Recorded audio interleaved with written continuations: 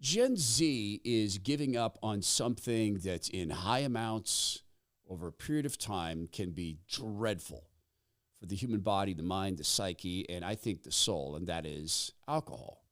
And the numbers are pretty impressive. If you look at annual expenditures on alcoholic beverages in the United States by generation, boomers, $25 billion. $23.1 billion for Generation X, $22.4 billion for millennials, $3.13 billion for Gen Z. Now, they're younger, so they haven't had a time to build up a taste or an addiction to this. But this is fantastic news. A, because it's all empty calories. B, because it is highly addictive for many, many people. C, because it speaks to some restraint, or at least some recognition that this is bad for folks.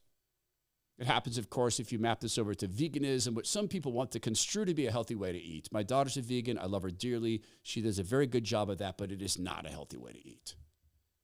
God gave us a need for things and material things that are common blessings like food, but this is great. But what's replaced it? It's very difficult to stop an activity and not replace it with something else. It's going cold turkey. So there's a lot of things that Gen Z is, I think, addicted to. A lot of it's digital. Well, and then, of course, there's the pharma component that by some measures, about 80% of people below the age of 25 are on some form of psychotropic drug that's given to them by psychiatrists or doctors, sometimes multiple ones. But there is an activity that these guys are engaging in huge numbers that has become normalized that I think overall may be just as bad, if not worse, for these young people than alcohol. Because eventually alcohol becomes obvious. You've got the alcoholic's weird looking flat or burst out beak. You've got the capillaries bursting in your head. You got the shakes.